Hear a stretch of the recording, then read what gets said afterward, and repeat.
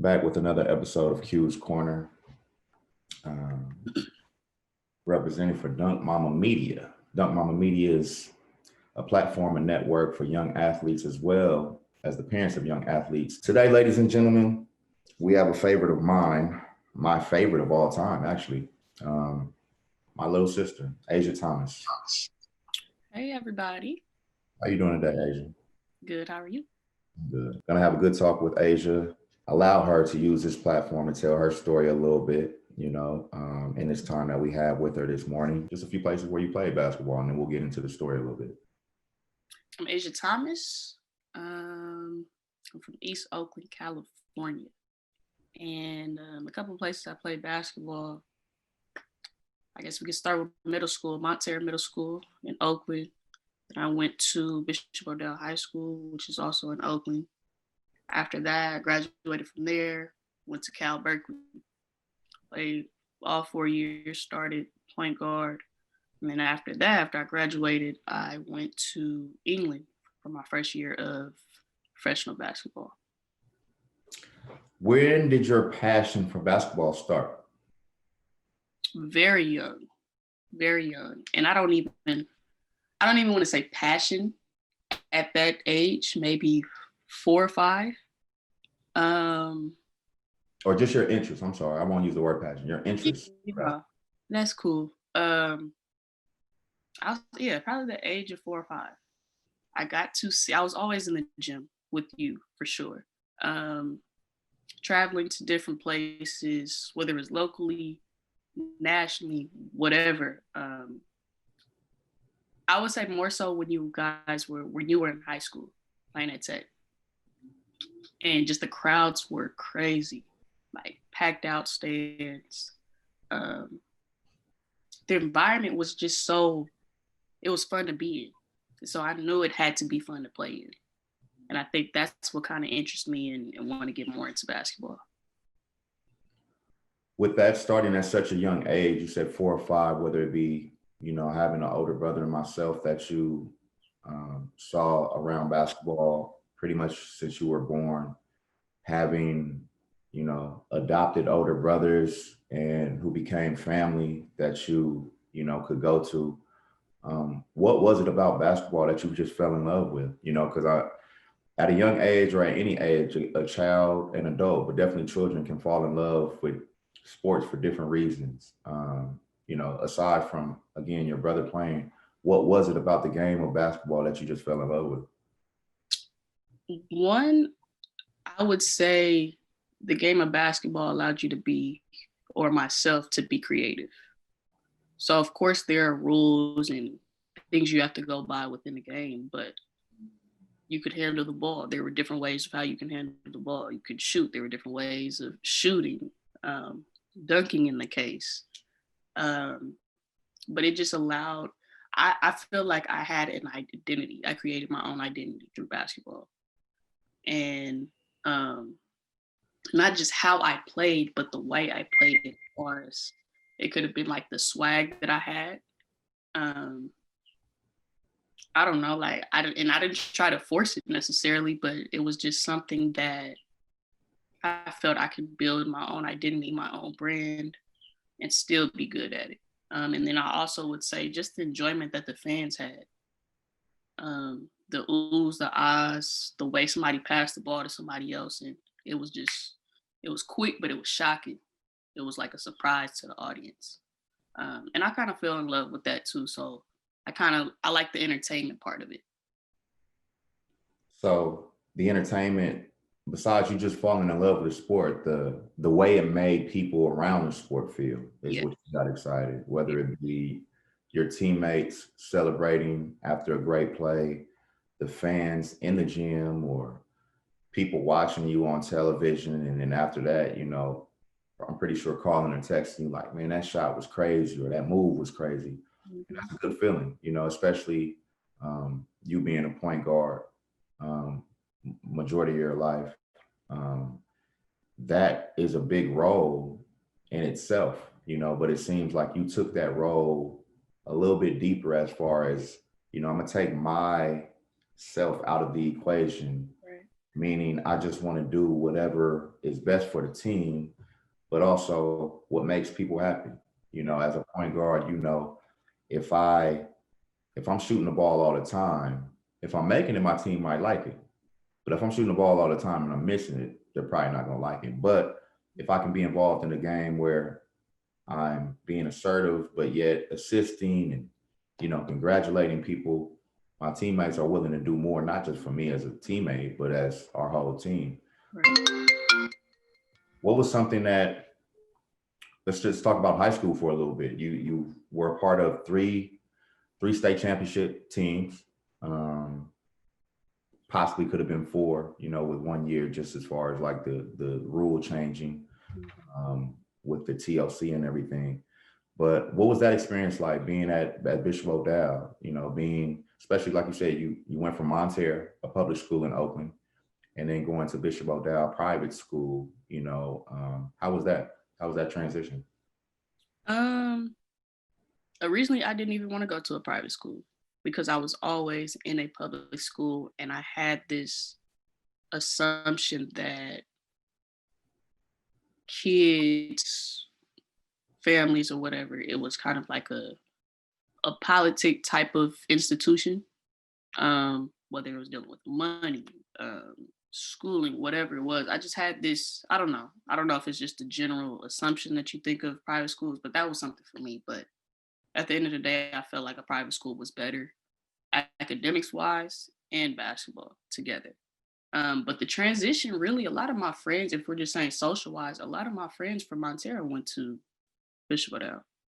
So it wasn't, from that aspect, it wasn't a challenge or a change. But as far as basketball wise, I already knew the school was going to take care of itself. Like, it's private school, Bishop O'Dowd, very well known for academics. So the basketball side, I had no clue what I was getting into. I didn't know they went to state the year before. I didn't even know any players there, the coaches, like nothing.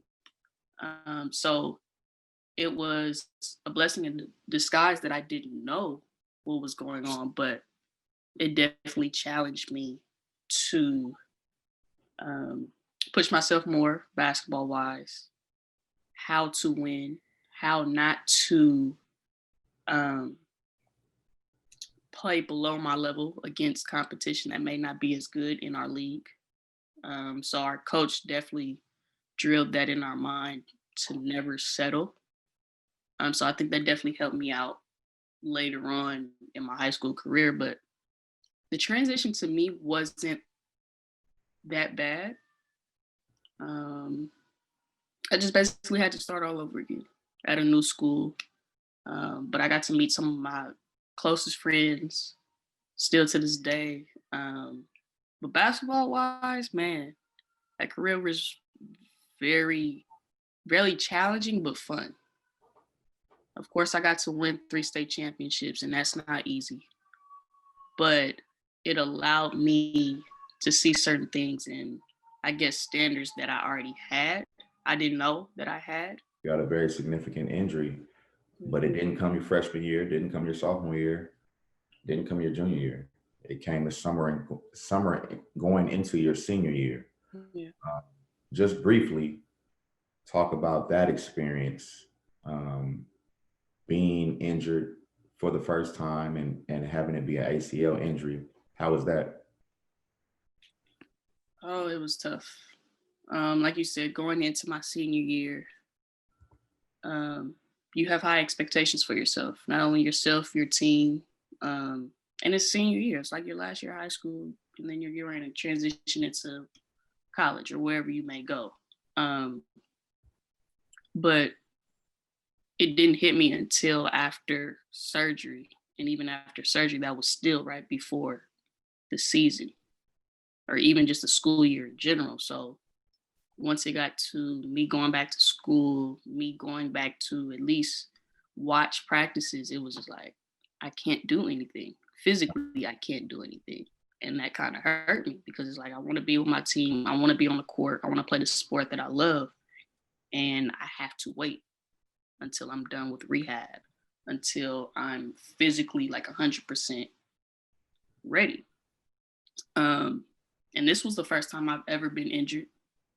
I've had like minor sprains here and there, but this was to a point where I had to sit out. Like I could not play for 8 months. And it was tough mentally. I had to, I wouldn't even, I would say depressed to an extent where I wanted to do certain things that seniors, at least just mentally, being a senior, it's like, okay, well, I'm at the top right now. Nobody can take me down. Nobody can tell me anything, and not necessarily that, but it was just like I had high expectations. I had a vision going into senior year, and that vision was just kind of cut out, at least the way that I planned it. But the rehab was good. I had fun doing it. My therapist was really, really, really good. And I ended up coming back, I want to say 7.5, 8 months on senior night, which was very special. Played throughout that season, the rest of the season from February to the middle of March. And we ended up winning my third state championship and happened to be at Cal, which was where I was going the next year.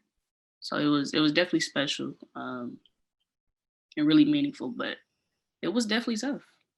Something that I don't wish on anybody, but what I learned from it was very helpful for me, for sure.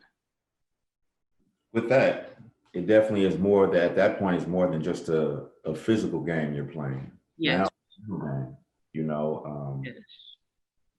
but with that, like you said, you were able to get through that time. What was the process of recruiting or being recruited during that time? You know, because it's one thing to be recruited as a healthy athlete, Yeah. but now you were already recruited by Cal as well as other schools, and then your ACL happens.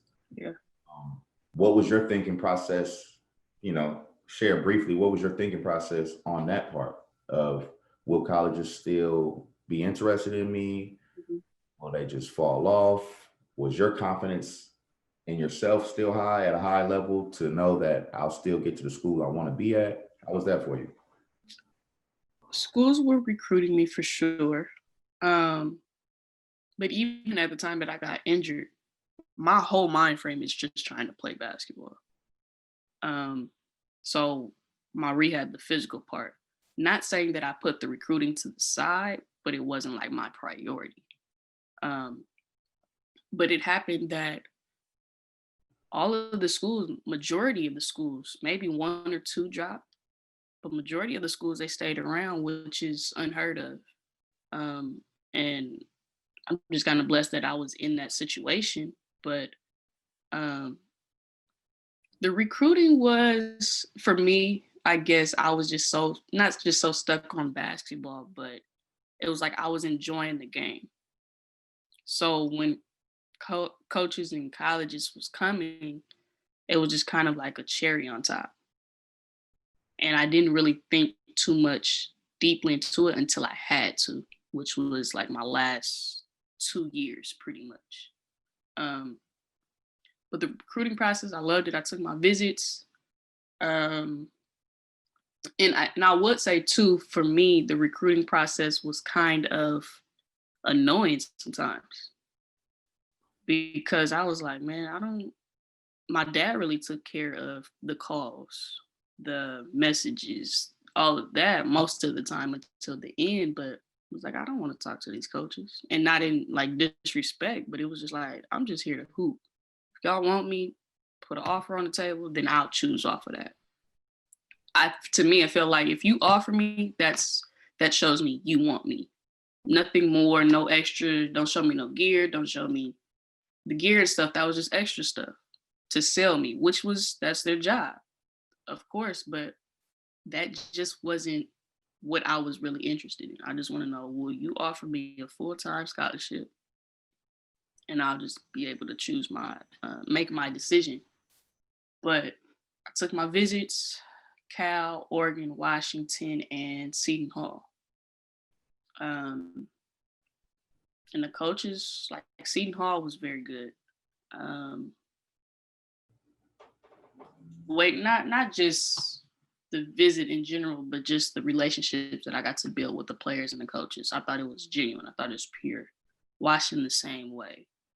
Oregon was just a little different, and not saying I just didn't feel included as much.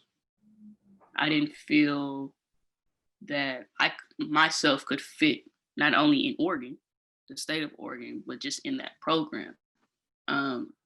But the coaches were very close. Like, not saying that I didn't, like, we were bumping heads or anything like that, but I just didn't feel I was a good fit for right then and there for that next upcoming year, basically.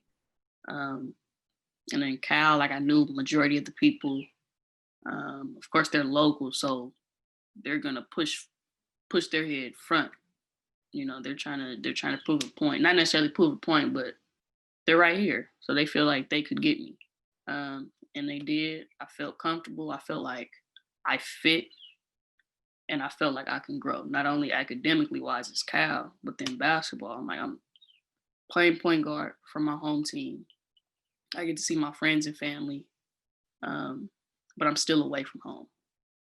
So, and originally I didn't want to stay home. So it kind of happened the way it did. But the recruiting process was just, it was tough for me. At the same time, it was like I was waiting for it to pass by, if that makes sense. But it was something I had to go through. Similar to like my injury, you have to go through things, and you have to see how things fit for you. What's the best option for you? And that's not always easy to know, especially for any of us. But at that age, 17, 18 years old, I'm trying to make a decision for the next possible 4 years of my life, 4 to 5 years of my life. What's best for me? Now, I'm gonna step aside from basketball for a little bit, at least for at the college level. You're at Cal. You've played with, LA Sparks now, Christina Nigwe, who was a great college player, great college teammate of yours. You had other great teammates that you played with. You guys made it to the tournament. You had a game winner against Stanford, your rivals. But the part that I think I really want you to tell people or talk about briefly is why you chose Cal and to stay home, not only as a player, as an Oakland native, East Oakland native, as somebody who, loves home, of course, to the heart. But it was something that as a young woman, as a young African-American woman, that I know that you made a decision not based just for you, but share with people another reason that you chose to stay home and go to Cal, aside from just playing the sport or just being a great, institution. Yeah.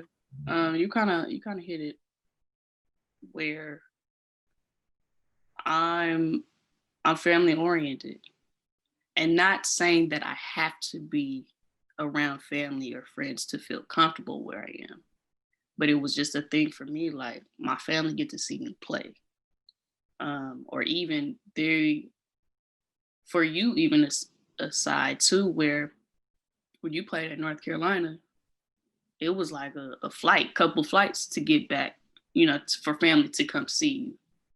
Whether it was an injury, whether it was just even coming just to say hey or whatever, or a small visit. For me, I thought it was more important because anything could happen. Anything could happen. That was actually one of my factors in choosing a college. Could my family come see me? Not necessarily or the vice versa, could I come see my family if I needed to?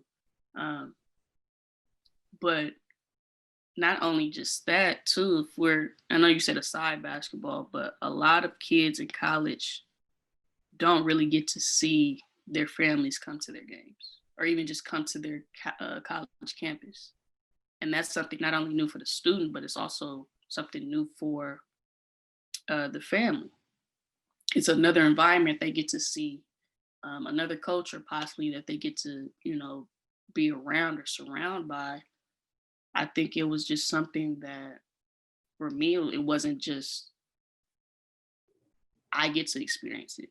I want my family to experience it. I want my friends to experience it. And anybody that's close that, you know, definitely if I allowed them to be around. But it was just a family thing for me. And that's even when I was choosing a college or a school. That was big for me. That I feel that it could be a family thing. Now, everything is not going to be good, of course. I kind of noticed that, or even learned that. But um, I think it was like a package deal for me when it came to that. And then if we're saying basketball, I'm local. Like you said, I'm an African American kid um, who had a good talent, great talent, and I'm only 5'4". It's not that many 5'4" women's basketball players in collegiate athletics. If we're talking about basketball, but I felt like I could be a role model for a lot of girls. And I know a lot of girls were playing basketball that were younger than me, but it was something that I kind of took as I got to Cal. That's something that I took pride in. And I started to see more younger girls, more even my height at the time, and their parents even telling me, you are a role model not only to my daughter, but you give me hope that my daughter can come to a Cal, something like a Cal, and still live out her dream and graduate from one of the greatest schools, in the world. So once I learned that, um, it kind of made my decision even a lot better for me. Um, and it's just something like kind of making people happy, like you said at the beginning, showing people that or giving people hope and showing that they can do certain things that society doesn't think that they can do.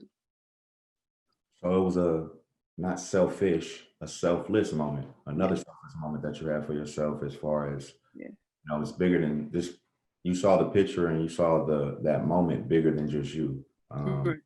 Not only did you want to share it with family, but you wanted to give all children, but especially young girls of all races. But again, also you being a young black woman, you want to give African American young women a chance to say, wow, I don't have to go far away from home, or wherever I want to go, I can go because I want to create a legacy for myself. I don't have to feel like I need to be at this type of school. I need to be in this type of city or state.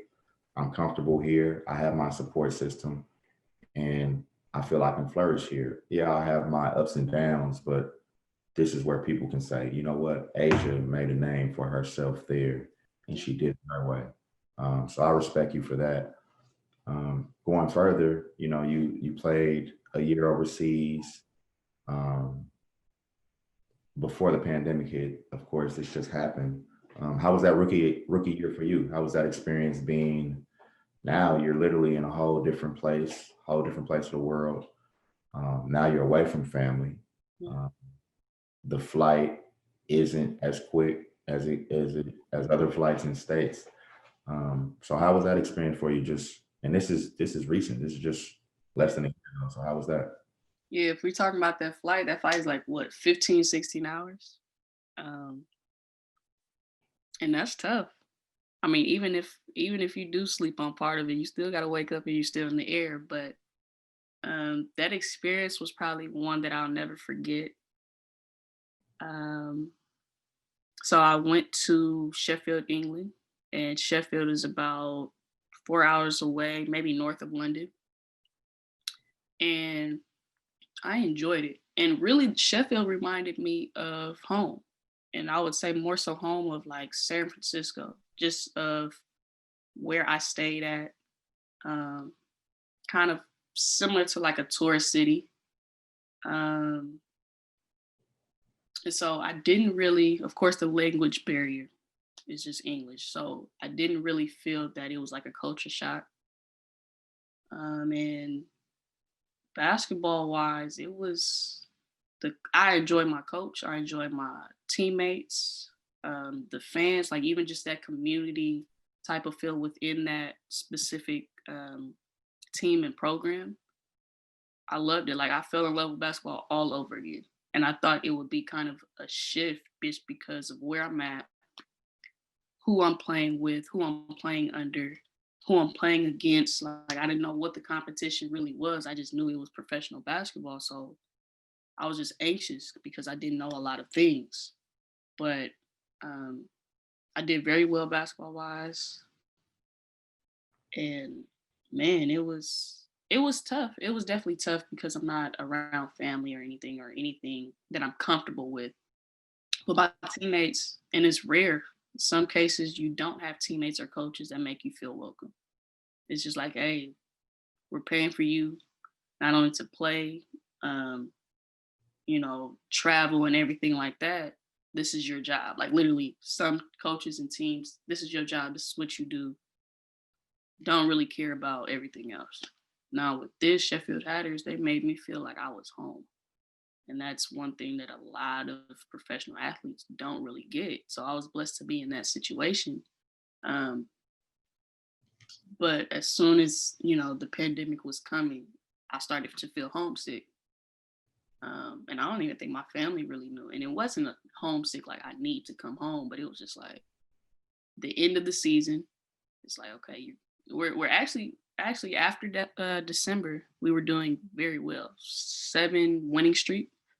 So I think we were tied for second or third place um, before playoffs started. So we were on a run, like a really good run, but I was feeling homesick because I'm like, okay, we're getting to the end of the season. I'm getting anxious. I'm ready to go back home.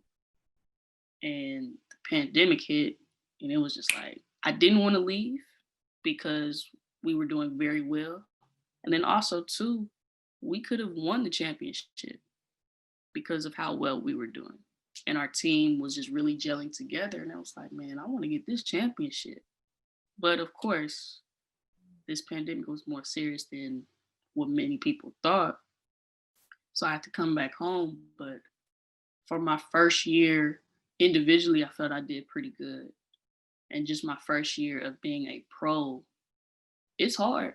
Like you really have to take care of yourself instead of college where, you have trainers, you have support staff that's here to help you. That's their job, is to help you. But in the case of being overseas, is a lot of stuff is on you. How you work out, how you train, you really have to be self-disciplined. And for a minute it's kind of tough, but I had to stick around with it. And the teammates that I had, not only did they push themselves, but they pushed me in certain times when they felt like, no, you're a big part of this team. I need you to do things that, not only that we're doing, but you got to do extra as well. But overall, I love my first year. It sounds like with many athletes, but the few athletes that I've been able to interview thus far, it's been two things that stand out. One being perseverance that athletes talk about, and the other being discipline. Mhm. And when you really break both of those words down, that's something that a lot of people don't necessarily have or carry with them throughout life. Yeah. Uh, one question I want to ask you is, and it doesn't have to be those two things. What is something that you took from basketball, whether it be when you were young, whether it be when you just finished playing in Sheffield, or throughout your whole life or career? What's some things that you took from basketball that you still apply to life every day? And there's a lot of things too. Or you're right. Yeah. What's the main thing that you take from basketball that you apply to that helps you apply to life and helps you, get through your everyday struggles or everyday scenarios in life, or keeps you afloat in life and keeps you moving forward no matter what? One thing that I still have difficult of dealing with, or even it's a challenge to not settle and don't get complacent. Um, and I don't know. I guess this is just me of having high standards. At least when it comes to basketball, I want to have even starting like young. I wanted to have trophies in my hand. And not saying that an object is just what I want, but it just shows of how much effort, how much hard work, how much tears, blood, sweat, um, sleepless nights, whatever it may be. It shows like this object is a symbol of what it can take Right. to get to the highest level of or wherever you're at. Um, Always keep working hard. Surround yourself with people that may be better than you, and that's something that I'm learning right now. Um, and not saying that you can't be around your friends or anything like that, but in order for your mind to develop, or your body to develop, your mind has to develop as well. So always being pushed, and then also to not only to go on with that, but the second thing is never stop growing, or even just having the I want to say, never stop growing. Um, and by that I mean when adversity hits, you can't just crumble. You have to face it, whether you like it or not. There's no way around it. You have to go through it, in order to get to the other side or get at least close to what you want or what you want. So those two things have definitely helped me out. Like I said, the adversity, with just my knee, that helped me out with so much stuff in college and certain things of in college. My first 2 years, like, we didn't have winning seasons. I mean, the second year we got to the tournament, but it was still like, oh, they just got by, and I didn't want that feeling again. For the next two seasons, I didn't want that feeling again. I want to do what I need to do, even with some losses, do what I need to do in the regular season, um, preseason, the regular season, and then hopefully we can get into, not even hopefully, it will show that okay, we're able to play in the postseason. And the same thing that carries with life. If you do everything that you need to do and things that you want, not guaranteed you'll get it, but it's a closer chance that you'll get it. Um, so those two for sure. Don't settle and don't be complacent, and never stop growing will be those two that's helped me over in life. I think those are great. I think those are great for anybody to apply to their life, to their situation, to their career, uh, to family, to friendships. And they're not easy. Those are things that I feel that we as people need to work on every day, to strengthen those areas. It's like a few more minutes just to ask you a couple more questions, then we'll let you go. Definitely appreciate you being with us today. Um, One question I have, and it's again, 2020 has been a crazy year, a unique year for a lot of us. But even with the ups and downs and ups, how have you been able to keep yourself, you know, um, entertained, so to speak, as far as with your career? What's some things that you've been doing since you've been back from overseas? Yeah. So around this pandemic, um, I've been trying to find ways, of course, just to keep me busy, but then also to how can I impact other people with any of my gifts that I have. So um, for me, I know I've just been kind of just working out whenever I can, at least 3 times a week, at least. Whether it's on the court, whether I can get in the gym, or it's lifting. So keeping my body just still in proper shape. I'm not taking basically I've taken this year off of basketball, um, just to kind of relax. I haven't had a year since, who knows, third grade maybe, from basketball. So I think it's definitely needed. But then also too, it's not guaranteed that I'm able to go to another country and play and possibly have to come back, just of how the pandemic is hitting globally. But besides working on myself, I've been trying to train kids, skill development in basketball. And I'm starting to really enjoy that. Not only just it's showing me how to slow down the game, not only for myself, but for these kids. Mainly I'm doing girls. I have trained some boys, but girls, I feel that they get it a little quicker, but they're eager to learn. And that helps me with teaching. So it slows down the game for them. It slows down the game for me of how to teach what I want them to get, or certain things that I want them to get.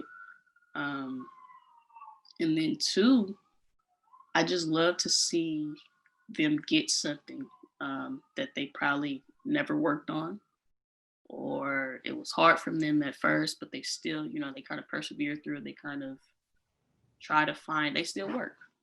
Basically, they still work until they get it. And that is like a satisfying feeling for me. And I know it probably is for them too. Plus, I like to have fun with kids. So I don't want it just to be like I'm a trainer or a coach type and you're just the kid and you're just the player. Like, no, I want it to be like a working relationship, in a fun environment for the kids to enjoy being themselves, learning and growing, and then also what they can possibly be if they keep working. So that's something that's been keeping me busy, but also keeping me entertained, connected to people. So that's some things I've been working on. I'll be coaching St. Joe's girls team. Hopefully by February, March. Hopefully we're able to play and compete with other teams. And I'm going to be an assistant coach with Alexis Gray Lawson. She was also at Cal. She went to Oakland Tech with you as well.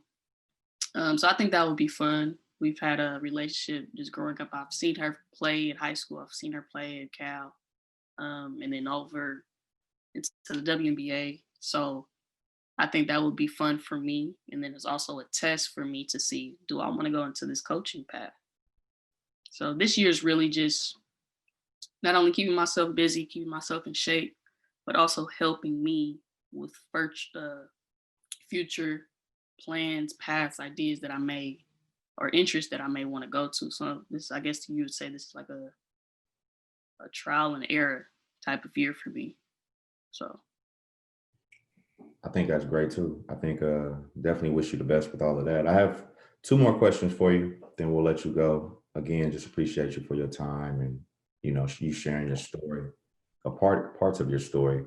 You said earlier how important family was to you, Mm-hmm. and I kind of have a cheat code because I'm your big brother, so I know how important we are to you. But for your parents, a lot of people don't really take the time to think about all that parents have to go through, or the guardians, whoever it may be, aunts, uncles, grandma, grandfather, people that play that role of the protector of the student athlete. Mm-hmm. How important till this day was the role of your parents in, whether it be sacrifices or, just encouragement? How important are your parents, were and are your parents, through the process of you just, being an athlete? Still to this day, and not that I try to, but there's certain things that I've probably and still have or still am taking for granted of how much they've done for me, how much, and they're still doing. If we're talking about basketball career, um, you said sacrifices. There was probably things that they wanted to do, whether it's for themselves, whether it's for them as parents, as a couple, a married couple, they wanted to do. But by having kids, it's kind of okay. I have to take a step back in order to see what they want to do, start to live out their dreams, or interests, whatever they were planning growing up. But I think once they start to realize that their kids, not only from other people, but firsthand seeing us develop, I think they started to enjoy it. They wanted to be a part of it. And not only they got to see certain things that they probably never would get to do. Whether it's traveling to different places, whether it's meeting certain people, other parents, other players, coaches. I don't know, administrators, like whoever they were just surrounded by because of their kids, um, they were able to get something out of it. And not saying that was their goal. It just happened to come with it. But definitely our parents have sacrificed a lot, have taught us a lot, um, dealing with adversity. I would say for me, as well as my mom, but for me, my dad has helped me with adversity, and not just physically being there necessarily helped me, but the way he communicates and he always talks to us about that. Um, like you just have to go through it. Like I said earlier, you have to go through it. There's no cheat code around it. There's no shortcut. There's nothing around adversity. You have to deal with it. For my mom, I feel like with her, she's helped me with the hospitality part. And I think that's where it came from basketball, where I like to see people happy. I like to do things, be selfless for other people. So she was a major part in that. And even just with her, like people started to love her at my games, just the way that she supported us, whether it was t-shirts, whether it was yelling in the stands, whether it was being in Vegas, somehow getting invited onto the court for a dance contest. And me being on the court, in a timeout situation, and my coaches are looking at me, or one of them at least is looking at me, and she's seeing the court, looking at my mom, but she's also laughing, looking at me. So I have no clue what's going on. As soon as we could break out of the timeout, I see her, and I look at the stands or our fans, and they are enjoying her. So, and it's something she likes to do. She likes to dance. So something like that, small instances like that, where the parents can also, and I don't want to use the words get out of it, but the parents can enjoy the success of their kids as well. And I think for us too, you could probably attest to it. I love to see my parents enjoy some of our successes. Not some, all of it. And they are just some selfless people. And I think that's definitely helped us with the way that we have, or we're around our friends, or just people that we come in contact with. They've been more than helpful. Um, I don't know, even words, really. Can't even put into words how much they've been to me in this career, or just life in general. Yeah, it's unlimited. Um, it's unlimited stories, and it's no way that you can repay. We can repay our parents back, but that anybody can really repay their parents or their guardians back for years of taking trips, taking us to practice, getting Gatorade, taking us to the ER, whatever it may be. And I think a lot of times as athletes, what we don't always realize is that when we go through things, our parents feel that too. When you were hurt, I know how mom and dad were, especially mom. When I was hurt, I knew how they were, especially with me being 3,000 miles away. So I think that's just a beautiful thing that, you're selfless, and a lot of you as a player and you as a person, but more so you as a player, you get that from your parents. You get that from your support system, whoever that may be. One more question before I let you go. Um, I could talk to you all day, of course, you know that. But one question I want to ask you, and just want to leave with the people. What is something that, if you could share any advice for a young athlete or the parents of a young athlete, what's that advice that you would leave for them? It could be about anything. It doesn't even have to be sports related, but one thing that Asha Thomas can leave with a young athlete, as well as the parents of a young athlete, what advice would that be? And I will say this for now with something that I probably didn't know that I was doing back then. Um, but don't limit yourself. Really don't limit yourself as a player, as a musician, as whatever you want to be, artist, anything. Um, and as for the parents, allow your child to be interested or do what they feel like they're interested in, because you never know what a kid is really good at. And they not saying that just one thing, they could be very skilled in multiple things.